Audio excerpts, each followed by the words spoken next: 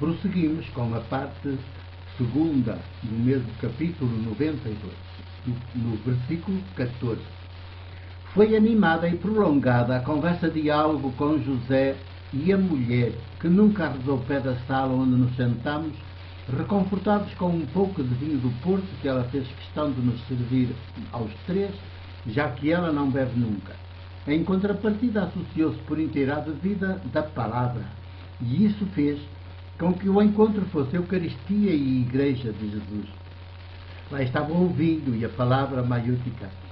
Éramos 3, 4, porque entretanto também esteve, passou pela sala a sogra de José e o filho jovem do casal, que estava de saída para um convívio com os seus colegas e amigos da mesma idade. E esteve o canto, porque cantei com eles o canto, a doença que o povo sofre, onde se diz que com ela muitos são os que se governam, vendem uns os medicamentos e outros com céu lhes acenam, pois todos são, uns mais outros menos, vampiros que sugam o sangue à multidão. 15. José entendeu o que nunca nenhum médico ou outras pessoas, padres, amigos incluídos, alguma vez lhe ajudaram a entender, pelo contrário, sempre têm escondido. Entendeu que não são os médicos que o podem curar, é ele, o querer dele, a determinação dele, a fé dele, a ajuda, mas sempre ao jeito da parteira, dos amigos e dos familiares. Uma fé que sempre é despertada pela presença do Espírito de Jesus, presente lá onde 2 ou 3 se reúnem em seu nome. Mas Espírito é o que mais tem faltado às igrejas e à sociedade em geral, hoje especialmente. Cresce a tecnologia, multiplicam-se as especialidades e os especialistas, tudo e todos sem Espírito, o de Jesus. E sem ele nada é graça e liberdade, tudo é negócio, tudo é mercado, tudo é opressão, tudo é humilhação. A começar pelas igrejas hoje, todas elas convertidas em outras tantas religiões por alienação. Os médicos também podem ajudar, mas apenas se souberem ser como as parteiras junto da mulher em dores de parto. De contrário, só se governam e medram à custa dos seus doentes. 16. O que seria deles e de todas as estruturas ditas de saúde e dos funcionários do setor, hoje milhões de milhões, se não houvesse mais doentes, pelo menos tantos doentes, apenas houvesse seres humanos autónomos, capazes de se autogerirem às suas vidas? E é para aqui que sempre nos leva o Espírito de Jesus. Por isso, ele é o homem para os demais que conhecemos, o subversivo e o conspirativo que foi preciso matar e excluir de vez da ordem mundial do dinheiro, do poder e da religião. Fizeram dele o maldito dos malditos para que nunca mais alguém se atrevesse a prosseguir as suas mesmas causas e a viver a sua mesma fé despertadora de fé jesuânica em cada um, mulher e homem.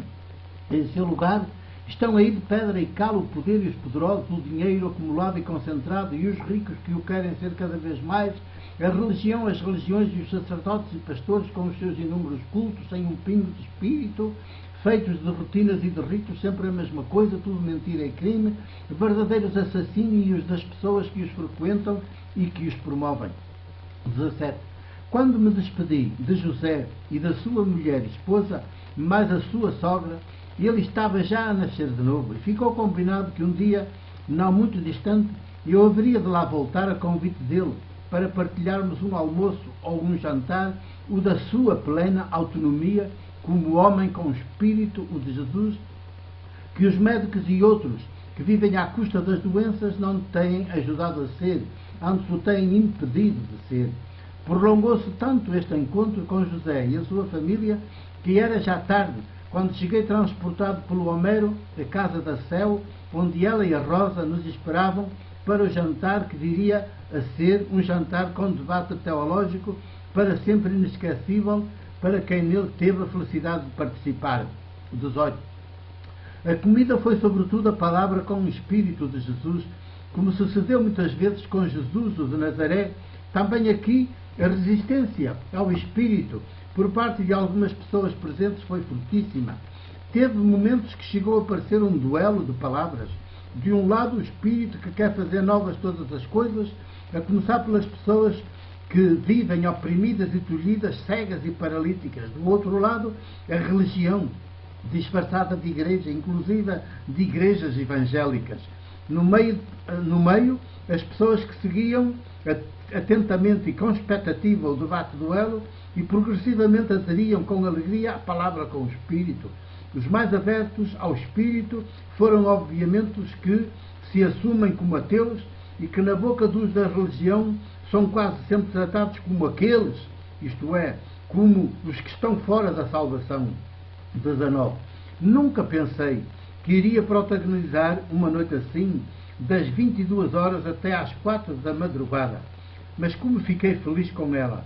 A casa da Céu foi de novo a Galileia do tempo de Jesus e a Jerusalém, onde os debates teológicos de Jesus com os escribas, fariseus, autores da lei, saduceus e príncipes sacerdotes foram duelos que acabaram na morte crucificada dele, numa reveladora decisão unânime do templo, do império poder e do dinheiro, que assim e pela primeira vez na história se revelaram como o perverso organizado, a mentira organizada, o assassínio organizado.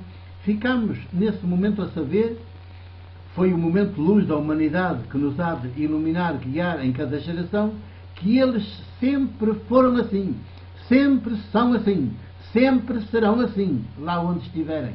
E seremos cegos, como os cegos dos quais fala abundantemente o Evangelho, se não virmos que eles, os três, são assim por natureza. Por isso, o antideus vivo organizado, o demoníaco organizado, o deus ídolo organizado. 20.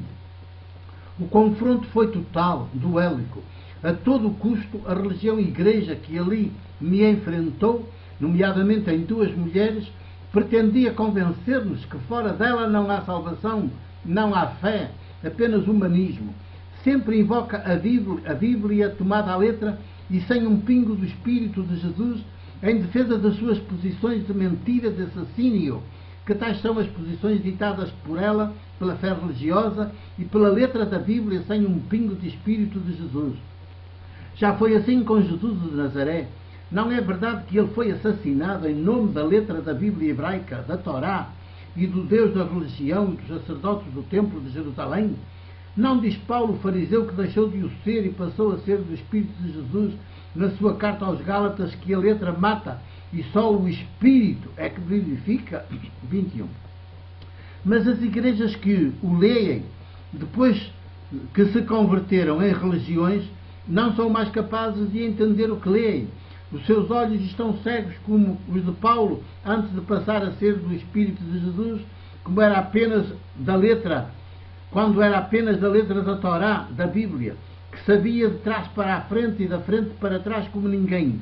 Tudo isso ele veio a considerar como esterco, depois que conheceu melhor, foi conhecido pelo Espírito de Jesus e passou a ser homem do Espírito de Jesus. Os outros fariseus nunca mais lhe perdoaram e só descansaram quando o souberam assassinado, decapitado pelo Império de Roma, o mesmo que crucificou Jesus. 22. Pude confirmar com mais profundidade o que já tenho escrito e dito muitas vezes. As igrejas, convertidas em religiões, tornaram-se no inimigo dos povos, adoecem os povos, são assassinas e castradoras. Só não matam se virem que conseguem os seus objetivos mediante a castração da mente das pessoas e das populações, mesmo das que não frequentam os seus cultos. Do contrário, matam. Desde o princípio, a humanidade está dominada, formatada pela religião, melhor, pelo religioso, que é sempre demoníaco e perverso, ainda que se faça passar por sagrado e divino. A Igreja, se convocada e congregada pelo Espírito de Jesus na sua pelgada, sempre há de ser para prosseguir e atualizar as suas mesmas práticas políticas e económicas maiúticas. 23. Quando as igrejas se viram para a religião e fazem religião, são piores do que Judas na sua traição e tornam as populações doentes, alienadas, súbditas, oprimidas, reprimidas, sem quererem saber do presente da humanidade e da história. masturbam-se constantemente com o religioso, com o divino, com o sagrado, com o devocionismo, com os ritos, sem nunca cair na conta de que são guias cegos que levam as pessoas e os povos para o abismo. 24. Neste debate, esta realidade veio à tona da água e à luz no meio de tanta treva, de tanto obscurantismo generalizados. Por isso, saí dele ainda mais confirmado na fé de Jesus, que procuro fazer minha e que me faz ser o homem e o presbítero da Igreja do Porto que hoje sou.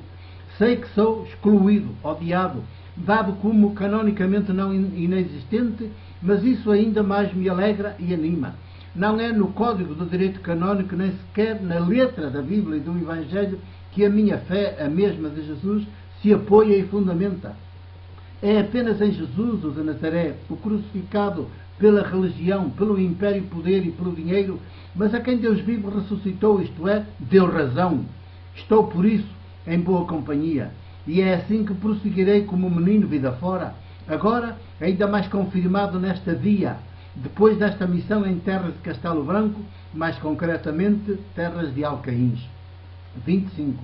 Com o apoio dos meus amigos e irmãos ateus, Homero e Rosa, em cuja casinha vivi este fim de semana na companhia do Arthur e de mais gatos e gatas que eles adotaram e tratam quase como pessoas, e por isso que andam livremente quase como filhas e filhos deles por toda a casa, e que me fizeram quente e meiga companhia, uns sobre a cama onde dormi 2 noites, outros ao lado dela, sobre algum dos parcos móveis que por lá estão. 26. Bendigo-te, Abba, Mãe, Pai, porque escondeste estas coisas aos grandes da religião, do poder e do dinheiro, e as revelaste aos pequeninos, elas e eles, quase sempre excluídos e desprezados por aqueles.